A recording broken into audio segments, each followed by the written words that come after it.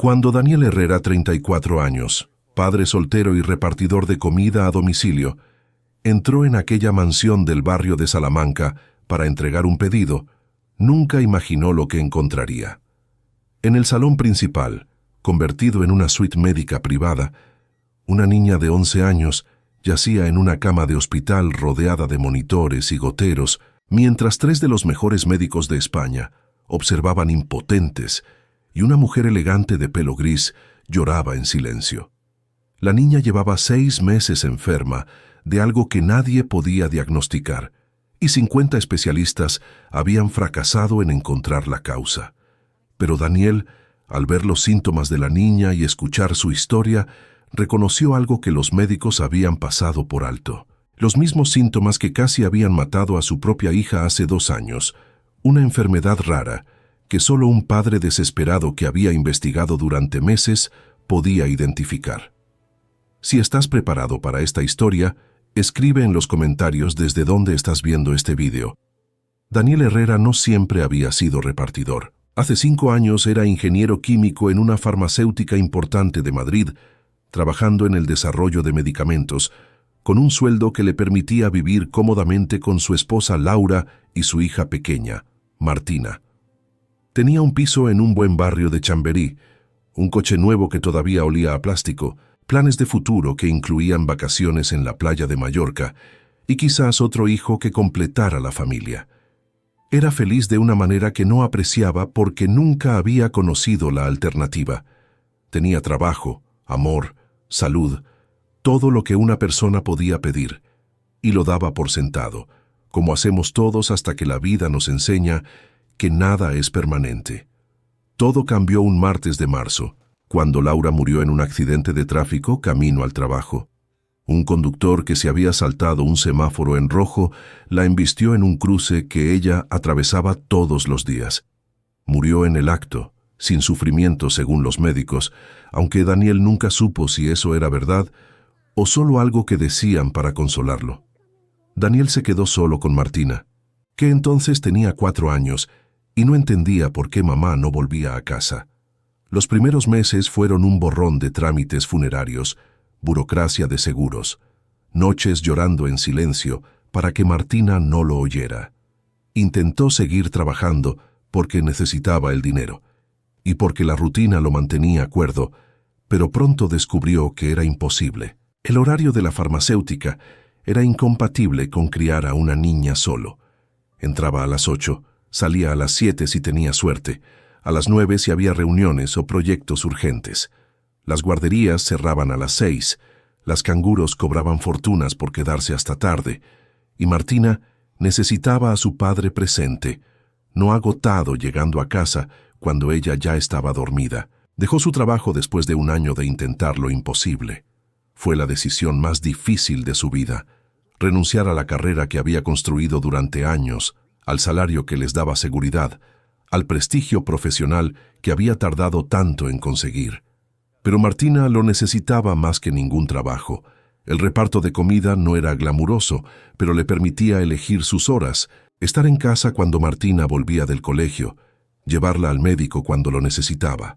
Ganaba una fracción de lo que ganaba antes, pero estaba presente para su hija, y eso valía más que cualquier sueldo. Hace 2 años, Martina enfermó gravemente. Empezó con fatiga inexplicable, luego dolores articulares, luego episodios de fiebre que iban y venían sin patrón. Los médicos del centro de salud no sabían qué era. Los especialistas del hospital público tampoco. Durante meses, Daniel vio a su hija deteriorarse mientras nadie podía decirle qué le pasaba. Desesperado, empezó a investigar por su cuenta. Su formación como químico le daba herramientas para entender la literatura médica. Pasaba noches leyendo estudios, artículos científicos, foros de enfermedades raras. Contactó con asociaciones de pacientes de todo el mundo. Habló con padres que habían pasado por situaciones similares. Finalmente encontró la respuesta: una enfermedad metabólica rara, tan poco común, que muchos médicos nunca la habían visto. Los síntomas coincidían perfectamente. El tratamiento existía, pero requería un diagnóstico correcto primero. Daniel llevó su investigación al hospital.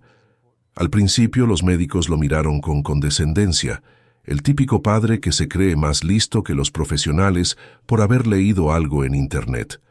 Pero Daniel insistió, presentó los estudios, explicó su razonamiento con la precisión de quien ha dedicado cientos de horas a entender un problema. Un médico joven decidió escucharlo. Ordenó las pruebas específicas que Daniel sugería. Los resultados confirmaron el diagnóstico. Martina empezó el tratamiento y en semanas estaba mejorando. Hoy, con 11 años, estaba completamente sana. Daniel nunca olvidó aquella experiencia. Había aprendido más sobre enfermedades raras en esos meses de investigación desesperada que muchos médicos en años de práctica. No porque fuera más inteligente, sino porque había tenido la motivación más poderosa del mundo: salvar a su hija. Aquella tarde de noviembre, Daniel recibió un pedido inusual. La dirección era una de las calles más exclusivas del barrio de Salamanca, donde vivían embajadores, aristócratas y los empresarios más ricos de España.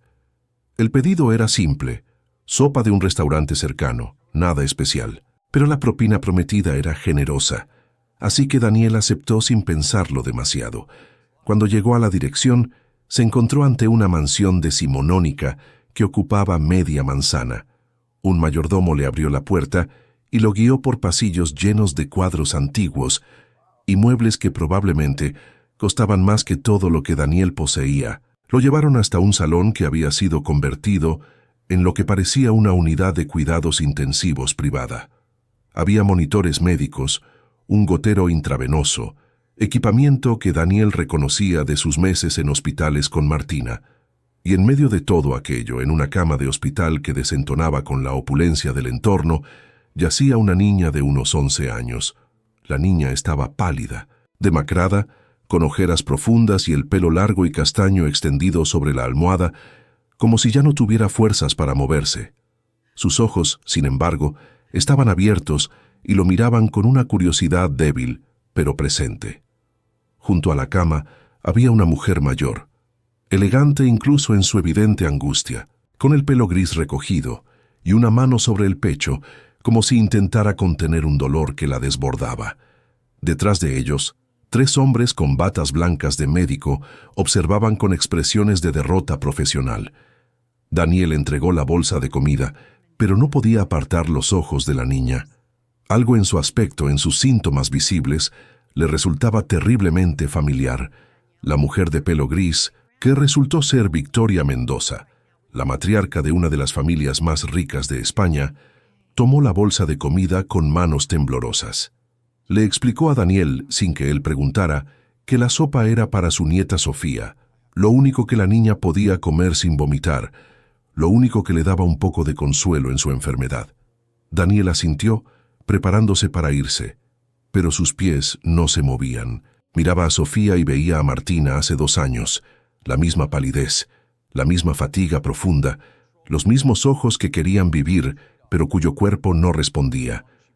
Sin pensar en las consecuencias, sin considerar que era un simple repartidor en una mansión llena de médicos de élite, Daniel preguntó cuánto tiempo llevaba la niña enferma y cuáles eran sus síntomas exactos. Victoria lo miró sorprendida. Los médicos fruncieron el ceño, claramente molestos por la intromisión de un repartidor en asuntos médicos. Pero había algo en el tono de Daniel, una urgencia genuina, que hizo que Victoria respondiera. Le contó todo: 6 meses de enfermedad sin diagnóstico, fatiga extrema que había empezado gradualmente, dolores articulares que iban y venían, episodios de fiebre sin patrón claro, problemas... ¿Te está gustando esta historia? Deja un like y suscríbete al canal. Ahora, continuamos con el vídeo. Digestivos que hacían que casi todo alimento la hiciera vomitar. 50 especialistas consultados, en España y en el extranjero, y ninguno había podido determinar qué le pasaba. Daniel escuchaba con el corazón acelerado. Cada síntoma que Victoria describía era un eco de lo que Martina había sufrido. La misma progresión, el mismo patrón errático, la misma confusión de los médicos. Preguntó si habían descartado enfermedades metabólicas. Los médicos respondieron con tono condescendiente que, por supuesto, que habían hecho todas las pruebas estándar. Daniel preguntó específicamente por una enfermedad cuyo nombre pronunció con la familiaridad de quien lo ha repetido cientos de veces. Los médicos se miraron entre ellos, confundidos. No conocían esa enfermedad, o si la conocían, nunca la habían considerado. Daniel sacó su teléfono y buscó un artículo que tenía guardado, el mismo que había cambiado la vida de Martina. Se lo mostró a los médicos, explicando los síntomas, el diagnóstico diferencial, las pruebas específicas necesarias. Los médicos lo miraron como si hubiera perdido la cabeza, un repartidor de comida dándoles lecciones de medicina. Uno de ellos empezó a decirle que agradecían su interés, pero que dejara el trabajo a los profesionales. Pero Victoria Mendoza levantó una mano para silenciarlo. Victoria había gastado millones de euros en médicos que no habían podido ayudar a su nieta. Había traído especialistas de Estados Unidos, de Alemania, de Japón. Había convertido su mansión en un hospital privado. Y nada había funcionado. Ahora, un repartidor de comida con una bolsa térmica colgando del hombro le estaba dando más información concreta en 5 minutos que 50 doctores en 6 meses. No le importaba si era poco ortodoxo. No le importaba lo que pensaran sus médicos. Lo único que le importaba era Sofía. Le pidió a Daniel que explicara con más detalle. Daniel habló durante media hora, contando la historia de Martina, explicando cómo había llegado al diagnóstico, describiendo los síntomas que coincidían, las pruebas que había que hacer, el tratamiento que existía si el diagnóstico era correcto. Los médicos escuchaban con expresiones que pasaban del escepticismo al interés a regañadientes. El más joven de ellos, un internista que había sido el más abierto a escuchar, empezó a tomar notas. Victoria tomó una decisión. Ordenó a sus médicos que hicieran las pruebas que Daniel sugería. Esa misma noche, sin importar el coste, sin importar las objeciones, había probado todo lo convencional y no había funcionado. Ahora probaría lo que un padre desesperado había aprendido, salvando a su propia hija. Daniel se quedó en la mansión mientras esperaban los resultados. Victoria no lo dejó irse, insistiendo en que cenara con ella, en que le contara más sobre Martina, sobre su vida como padre soltero, sobre cómo había sobrevivido a todo lo que había pasado. Daniel le habló de Laura, del accidente, de los años difíciles criando a Martina solo. Le habló de la enfermedad, del miedo, de las noches sin dormir investigando mientras su hija empeoraba. Le habló del momento en que finalmente encontró la respuesta, de la resistencia de los médicos, del médico joven que decidió escucharlo. Victoria escuchaba con lágrimas en los ojos, no lágrimas de lástima, sino de reconocimiento. Ella también era madre, abuela, alguien que haría cualquier cosa por su familia. Entendía lo que Daniel había hecho porque ella habría hecho lo mismo. A las 2 de la madrugada llegaron los resultados. El médico joven entró en el salón con una expresión que mezclaba asombro y algo parecido a la vergüenza. Las pruebas confirmaban exactamente lo que Daniel había sugerido. Sofía tenía la misma enfermedad que había tenido Martina. El tratamiento comenzó inmediatamente. Era un protocolo específico que Daniel conocía de memoria porque lo había administrado a su propia hija durante meses, ajustado ahora al peso y condición de Sofía bajo estricta supervisión médica. Implicaba una combinación de suplementos enzimáticos, cambios dietéticos específicos y un medicamento que había que importar de Alemania porque en España no estaba disponible habitualmente. Las primeras 48 horas fueron críticas. El cuerpo de Sofía tenía que adaptarse al tratamiento y había riesgo de que su sistema, debilitado por meses de enfermedad, no respondiera bien. Victoria no se movió del lado de su nieta, durmiendo en un sillón junto a la cama, despertando con cada sonido de los monitores. Daniel tampoco se fue de la mansión, incapaz de abandonar a aquella familia hasta saber que Sofía estaría bien. Se sentaba con Victoria durante las largas horas de espera. Le contaba historias de cuando Martina estaba enferma. Le aseguraba que había esperanza, aunque los primeros días fueran difíciles. Los médicos, que habían pasado del escepticismo inicial a una humildad forzada por la evidencia, monitorizaban cada signo vital, con una atención que antes no habían mostrado. El más joven de ellos, el que había ordenado las pruebas, se quedaba hasta tarde revisando literatura médica sobre la enfermedad, aprendiendo todo lo que podía sobre algo que sus años de formación no le habían enseñado. Al tercer día sucedió el milagro que todos esperaban, pero que nadie se atrevía a dar por seguro. Sofía abrió los ojos con una claridad que no había tenido en meses, una luz que había estado ausente durante tanto tiempo que Victoria había olvidado cómo era. Pidió comida de verdad, no solo sopa. Se quejó de que quería levantarse de la cama. Victoria lloró de alegría mientras los médicos comprobaban signos vitales que mejoraban hora tras hora. En una semana, Sofía estaba sentada, comiendo, hablando, siendo la niña de 11 años que había sido antes de enfermar. El color volvía a sus mejillas, la fuerza a sus músculos, la luz a sus ojos. Los médicos escribieron informes detallados, documentando el caso para revistas médicas, reconociendo en sus notas que el diagnóstico había venido de una fuente inesperada. El caso se convertiría en un estudio citado en publicaciones sobre enfermedades raras y la importancia de escuchar a los pacientes y sus familias. Victoria no encontraba palabras para agradecer a Daniel. Le ofreció dinero, cantidades que habrían resuelto todos sus problemas financieros para siempre. Daniel lo rechazó. No había hecho aquello por dinero, lo había hecho porque había visto a una niña sufriendo lo mismo que su hija y no podía quedarse callado. Pero Victoria insistió en hacer algo. No podía dejar que el hombre que había salvado a su nieta volviera a repartir comida como si nada hubiera pasado. Victoria Mendoza era dueña de una fundación dedicada a enfermedades raras, una de las más importantes de España, aunque pocas personas lo sabían. La había creado años atrás, después de perder a una hermana por una condición que los médicos no supieron tratar. Ahora tenía una idea. Le ofreció a Daniel un puesto en la fundación, no como médico, obviamente, sino como coordinador de apoyo a familias, alguien que ayudara a padres desesperados a navegar el laberinto del sistema sanitario, a encontrar información, a no rendirse cuando los médicos no tenían respuestas. Daniel sería perfecto para el trabajo. Había vivido la experiencia, sabía lo que se sentía. Tenía el conocimiento técnico para entender la literatura médica y la empatía para conectar con familias aterradas. Su historia con Martina lo convertía en un recurso invaluable. El salario era generoso, más de lo que había ganado como ingeniero químico. El horario era flexible, compatible con criar a una hija, y el trabajo tenía significado, la posibilidad de ayudar a otros como él había sido ayudado. Daniel aceptó después de pensarlo una noche. No por el dinero, aunque ciertamente ayudaría. Lo aceptó porque la idea de usar su experiencia para evitar que otras familias sufrieran lo que él había sufrido, le parecía el mejor uso posible de todo lo que había aprendido.